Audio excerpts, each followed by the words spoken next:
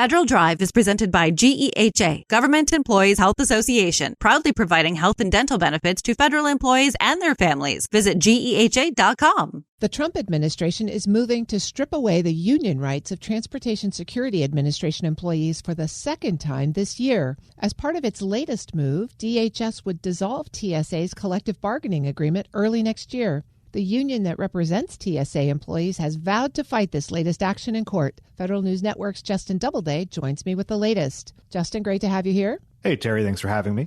Fill us in on the background. What is behind the latest push at DHS to dissolve TSA's union?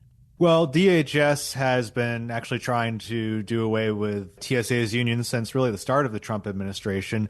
This latest attempt was announced just last week, and TSA leadership announced that they have a new labor framework in place that will be implemented starting January 11th. And under that framework, TSA will rescind the 2024 collective bargaining agreement between TSA and the American Federation of Government Employees, which represents about 50,000 TSA airport screeners under that agreement. Now, TSA said this decision is based on a September determination. That's essentially a decision document signed out by Homeland Security Secretary Kristi Noem. And in that decision, Noem essentially determined that employees that perform airport screening functions have a national security function and should not be engaged in collective bargaining. And so this is an argument that DHS has been advancing for some time, but this latest determination essentially tries to ensconce it and do away with TSA's union once and for all. That argument sounds very familiar to the one they made earlier in the year that is currently in the courts. So why does DHS think it can take another shot with the same logic while a court case is pending? Yeah, that's a great point. DHS has actually been blocked from dissolving TSA's union previously under a preliminary injunction that a court issued in June. And DHS is arguing that this latest action is based on a new determination from Secretary Noem that is based on entirely different facts and data than the earlier determination that was ultimately blocked in court. And so you see actually DHS in this court case now moving to end the court case, arguing that this determination is entirely different than the earlier determination that had been blocked. Of course, the outcome is more or less the same. TSA would no longer have a collective bargaining agreement. So we will have to see what the court makes of that argument. You said that Secretary Noem has issued a new logic for the second attempt to terminate the collective bargaining rights. What new points is she making? Well, if you look at DHS's latest court filing, they point to a new review that DHS has done of collective bargaining at TSA. And essentially, this review found that call-outs were up under the collective bargaining agreement because TSA employees had more latitude to call out without providing essentially a doctor's note or some sort of evidence if it was a short-term call out.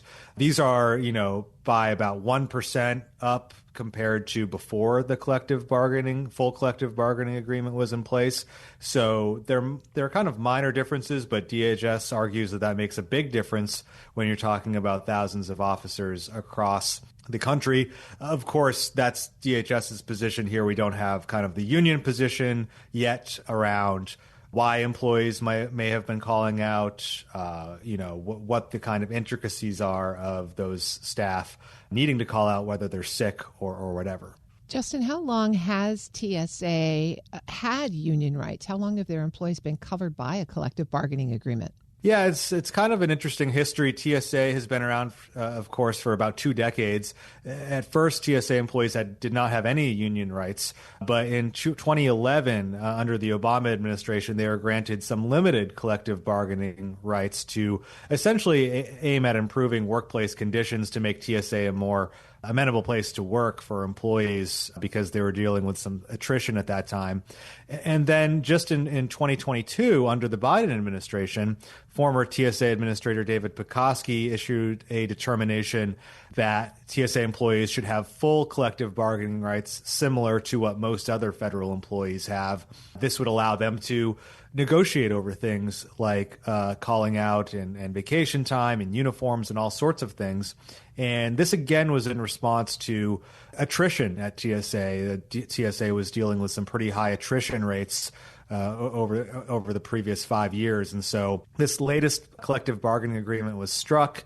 This full collective bargaining agreement was struck in 2024. It's been in place for about a year and a half now, and that is what DHS is trying to do away with, and do away with all collective bargaining and send TSA essentially back to pre-2011 times when those staff had no collective bargaining rights in place. How is the union responding to this approach?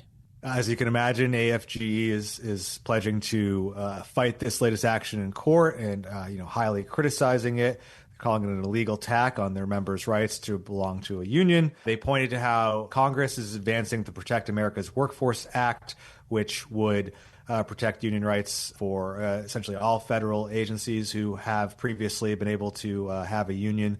And so they are vowing to push back against this. So we will be watching that court case closely to see what happens next. Absolutely. It'll matter a lot to lots of people on the front lines. That's Federal News Network's Justin Doubleday. Justin, thanks for bringing us this story. Thank you, Terry. You can find his full story at federalnewsnetwork.com.